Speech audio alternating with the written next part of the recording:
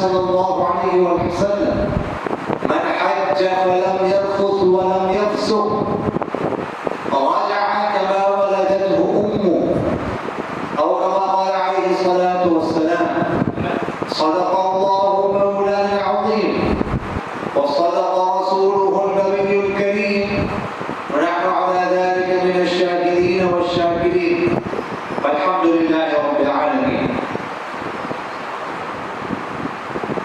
عزیزان من، بزرگان محترم، اسلام کی بنیادی 5 ارکان میں سے جو 5واں رکن ہے وہ حج. حج کا ویسے لغوی معنی تو ارادہ کرنا. حج اسلام کی بنیادی ارکان میں سے ہے اور فرض ہے. کس پر فرض ہے؟ تو حدیث شریف میں آتا ہے کہ جاء رجل الى النبي صلی اللہ علیہ وسلم فقال یا رسول اللہ ما يوجب الحج. ایک شخص آپ صلی اللہ علیہ وسلم کی خدمت میں حاضر ہوا. اس نے کہا یا رسول اللہ کیا چیز حج کو واجب کرتی ہے؟ تو آپ صلی اللہ علیہ وسلم نے فرمایا الزاد والراحل. ذات اور راحل یعنی توشہ اور سواری، یہ دو چیزیں حج کو واجب ہے. اور یہ جو آیت مبارکہ میں نے آپ حضرات کے سامنے تلاوت کی ہے سورۃ آل عمران کی آیت نمبر 97، اس میں اللہ جل جلالہ فرماتے ہیں فیہ آیات بینات مقام ابراہیم. پچھلی آیت میں مکہ مکرمہ کا ذکر ہے تو فرماتے ہیں اس میں کچھ واضح نشانی ہے اور مقام ابراہیم بھی ہے جو ہم جانتے ہیں. اور فرمایا ومن دخلہ کان آمنا، جو شخص اس میں داخل ہو جائے تو امن والا ہو جاتا ہے، اس کو امن حاصل ہو جاتا ہے. کسی کو قتل نہیں کر سکتے، کسی کو کچھ کہہ نہیں سکتے وغیرہ ذالک.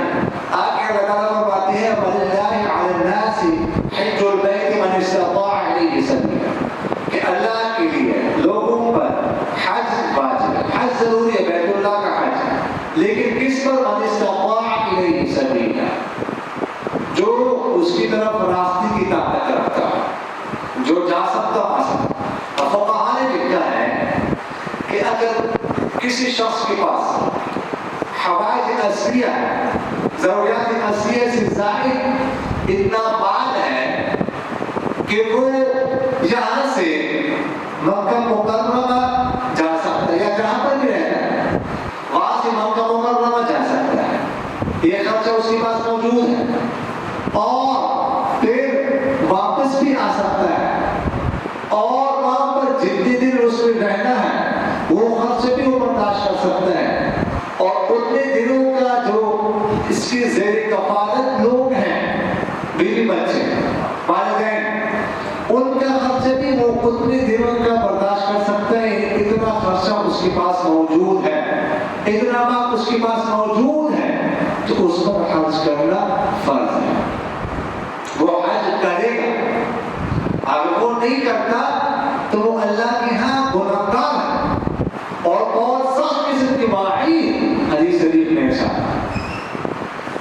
حدیث شریف میں آپ صلی اللہ علیہ وسلم نے فرمایا من لم يمنعه حاجة ظاهرة او سلطان جائر او مرض حابس فمات فلم يحج فليمت ان شاء يهوديا وان شاء نصرانيا.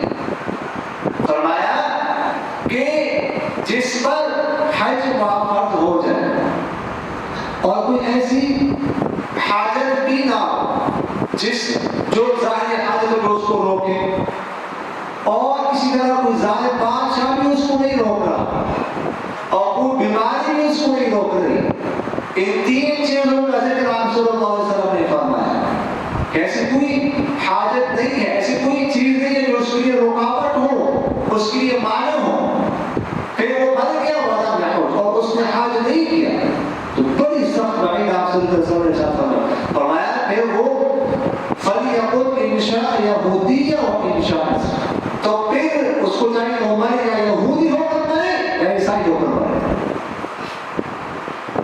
حج فرض ہو چکا تھا وہ اس نے نہیں کیا, وہ مر رہا ہے تو یہودی ہو کر مر رہا ہے عیسائی ہو کر مر رہا ہے. العیاذ باللہ, اللہ کی بات ہے.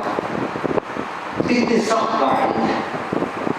اور آپ صلی اللہ علیہ وسلم نے بھی چاہتے جان فرمایا من اراد الحج فلیتعجل, جو حج کا ارادہ کرے تو اس کو جلدی کرنی چاہیے, حج میں تاخیر نہیں کرنی چاہیے. زندگی موت کا کچھ نہیں پتا. اور ایک شرعی مسئلہ بھی آپ ذہن میں رکھیں کہ ایک دفعہ کسی پر حج فرض ہو جائے, اب اس کے بعد اگر وہ بعد میں اس کی استطاعت ختم ہو جائے, طاقت نہ رہے, مال چلا جائے, حج کرنے پر قدرت نہ ہو, تب بھی وہ حج ختم و فرضیت اس سے ثابت نہیں ہوگی. وہ جو فرض ہو چکا تھا وہ ختم نہیں ہوگا, اس کے جگہ رہے گا. اب یہ بہانہ نہیں کر سکتا کہ اب تو میں صاحب استطاعت نہیں, ایک دفعہ صاحب استطاعت بن گئے, اب کو اس وقت کرنا چاہیے. جیسے میں آپ سے انشاءاللہ آپ کو نقل کیا کہ من اراد الحج فلیتعجل, جو حج کا ارادہ کرے تو اسے جلدی کرنی چاہیے, تاخیر نہیں کرنی چاہیے. عوارض کا کچھ نہیں پتا, آج کیسے حالات ہیں, کل کیا حالات ہیں, جلدی کرنی چاہیے, اس میں تاخیر نہیں کرنی چاہیے. اور آپ صلی اللہ علیہ وسلم نے فرمایا کہ جو حج کرے من حج فلم يرفث ولم يفسق رجع كما ولدته امه یا رجع كيوم ولدته امه.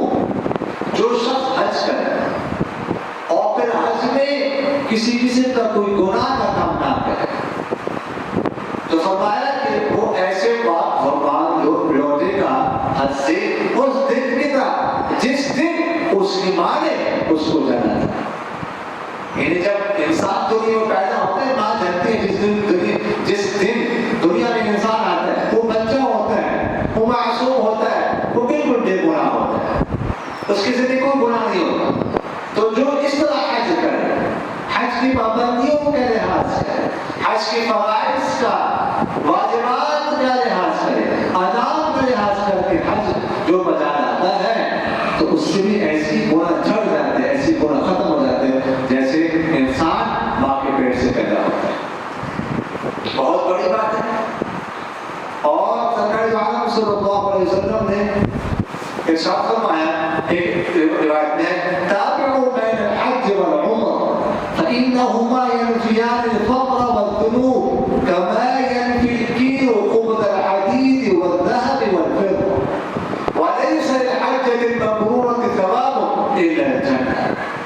فرمایا کہ تم پیدل پہ مسلسل حج اور عمرہ کیا کرو, مسلسل یہ کام کرتے رہا کرو. فإنهما ينفيان الفقر والذنوب, یہ کیا کرتے ہیں, حج اور عمرہ کرنا دو کام کرتے ہیں. ایک تو ينفيان الفقر, فقر ختم کرتے ہیں, غربت ختم ہوتی ہے.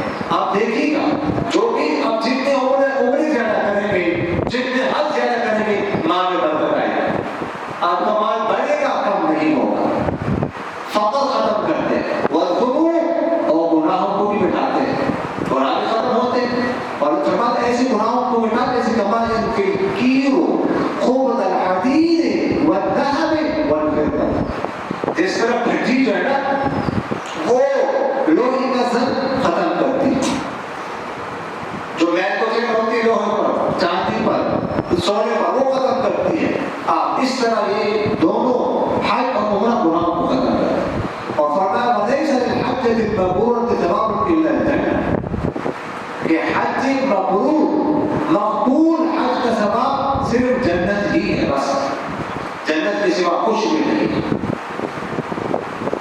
علی روایت میں آپ صلی اللہ علیہ وسلم نے فرمایا ایھا الناس ان اللہ قد فرض علیکم الحج فحجوا, اے لوگوں اللہ تعالیٰ نے تم پر حج فرض کیا ہے, فحجوا, لہذا حج کیا کرو.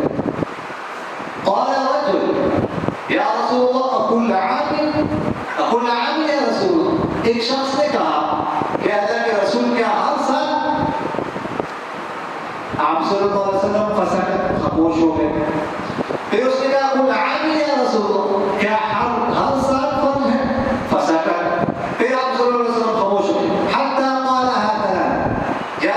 شخص نے یہ بات 3 دفعہ دوہرائی، یعنی یہ سوال 3 دفعہ دوہرایا، آپ صلی اللہ علیہ وسلم خاموش ہے۔ اس کے بعد فرمایا کہ دیکھ اگر میں کہتا کہ نعم حج لا وجبت تو یہ فریضہ واجب ہو جاتا، پھر تمہیں ہر سال کرنا پڑتا۔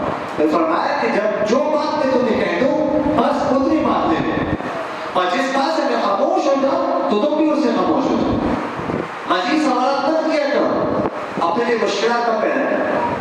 اور یہ سوال کرنے والے بعض روایت میں اقرع بن حابس رضی اللہ تعالیٰ ایک صحابی تھے اور اپنے قبیلے کے سردار تھے، نام نہاد صحابی، تو انہوں نے بڑا نام کا ان کا ماشاءاللہ مشہور صحابی ہے، انہوں نے یہ سوال کیا، لیکن آپ صلی اللہ علیہ وسلم خاموش ہو۔ تو حج جو ہے یہ زندگی میں ایک دفعہ فرض ہوتا ہے، ہر سال فرض نہیں ہوتا، اس لیے اللہ تعالیٰ نے بڑی آسانی پیدا کی ہے، ہمارے لیے کوئی مشکلات نہیں ہے کہ زندگی میں ایک دفعہ حج کرنا ہے۔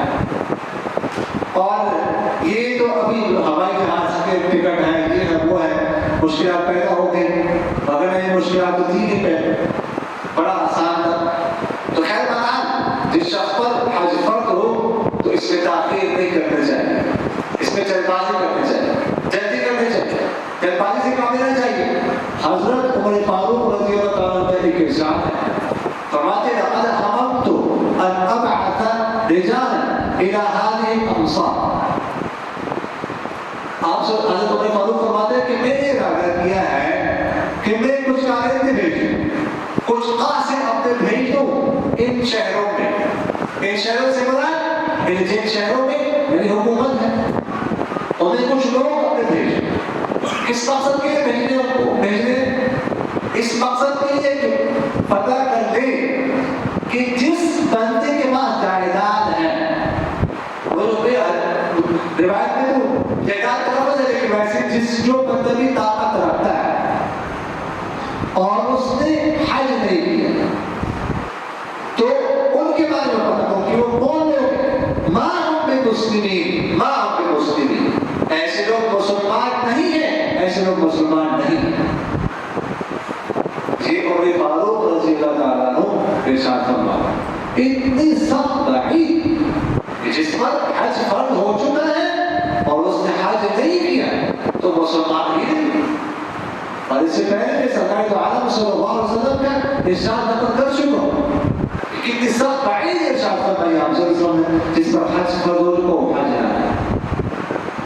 اب ہو سکتا ہے اس مجمع میں بہت سارے لوگ بیٹھے ہوں، بہت سارے لوگوں پر حج فرض ہو چکا لیکن نہیں کیا، نہیں کرتے، کل اگلے سال کریں، اگلے سال کریں، اگلے سال کریں، اگلے سال کریں، اور پھر شیطان دھوکہ دیتا ہے، بہلاتا ہے کہ اگر مر گئے تو اللہ میاں کو کہیں گے کہ ہم نے تو ارادہ کیا ہوا تھا، تو اللہ میاں کو دھوکہ نہیں دے سکتے، ہم نے جو ارادہ کیا ہوا تھا، یہ کون سا ارادہ ہے؟ ارادہ کیا ہوا، ارادہ کیا ہوا، فوراً پیسے جمع کرائیں اور پھر حج کے لیے اپلائی کریں، حج کریں، بس مزید آخر کوئی نہیں چل سکتا۔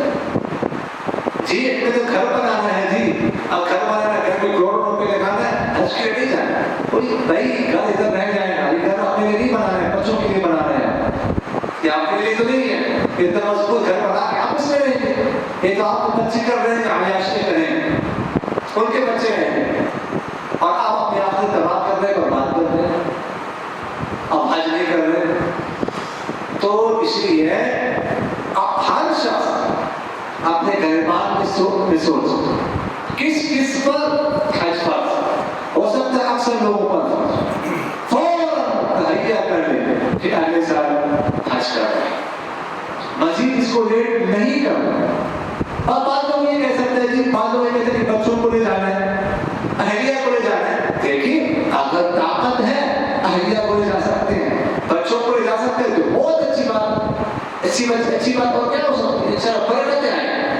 لیکن اگر ابھی آپ میں طاقت نہیں ہے اور آپ خود فرض ہے، خود جا سکتے تو خود چلے جائیں، یہ جی بچے کہہ رہے ہیں کہ ہمیں بھی لے جاؤ، لیکن جو شریف مسئلے کو سمجھایا جائے کہ دیکھو مجھ پر حج فرض ہے، ہمیں لے جانا ضروری ہے، ہمیں آپ کو ابھی طاقت نہیں لے کے جا سکتا، اب ان کی وجہ سے خود تاخیر نہ کرے، آپ بہت لوگوں کی کچھ نہیں پتہ سکتا، کیا یہ بچے آپ کا بوجھ اٹھا سکتے ہیں، یہ برداشت کر سکتے ہیں، کیا یہ جواب آپ آتا چلے جانا لوگوں کو دے سکتے ہیں، پیچھوں کی بچوں کو نہیں لے کے جا سکتے، اس لیے نہیں ہے۔ اللہ تعالیٰ آپ سے پوچھیں گے کہ آپ پر فرض، آپ کے بچوں پر فرض نہیں تھا، آپ کیوں نہیں گئے؟ اسی طرح خاتون کے لیے تو ایک اضافی حکم یہ ہے کہ خاتون کے لیے محرم کا ہونا ضروری ہے۔ اگر کوئی کسی خاتون پر حج فرض ہے تو محرم ساتھ ہے تو حج کر سکتی ہے، اگر محرم ساتھ ہی تو نہیں کر سکتی۔ اب اگر محرم ساتھ ہے، کوئی بھائی ہے، شوہر ہے، وہ جانا تو چاہیے، اگر وہ نہیں جا رہا تو پھر اس صورت میں اتنا خرچہ اس کے پاس ہونا چاہیے کہ اپنا خرچہ بھی برداشت کر سکے اور جس محرم کو ساتھ جا رہی ہے تو اس کا خرچہ بھی برداشت کر سکے۔ اگر اتنا خرچہ اس کے پاس نہیں ہے تو پھر اس صورت میں اس پر حج فرض نہیں ہوگا۔ پھر اگر وہ اس پر خود فرض تھا، اپنا خرچہ اٹھا سکتی تھی لیکن محرم کا خرچہ نہیں اٹھا سکتی تھی اور وہ نہ کر سکے، حج نہ کر سکے، تو پھر اس کے لیے ضروری ہے مرنے سے پہلے بھی وصیت کرے۔ وصیت یہ کرے کہ یہ میرا مال ہے، میری طرف سے حج بدل کرایا جائے، اور ایک تہائی مال میں اس کی طرف سے جو وصیت کی ہے وہ حج بدل پہ کرایا جائے، حج بدل کرایا جائے، پھر اس صورت میں وہ جو ہے نا گناہ سے بچ جائے۔ اگر کرتی بھی نہیں اور خود بھی حج نہیں کرتی اور وصیت بھی نہیں کرتی، اس سال مر جاتی ہے، تو آپ صلی اللہ علیہ وسلم نے فرمایا کہ فلیقت انشاء یہودیہ و انشاء نصرانیہ، پھر چاہیے کہ وہ یہودی ہو کر مرے یا عیسائی ہو کر مرے۔ اتنی بڑی بات ہے۔ اللہ تعالیٰ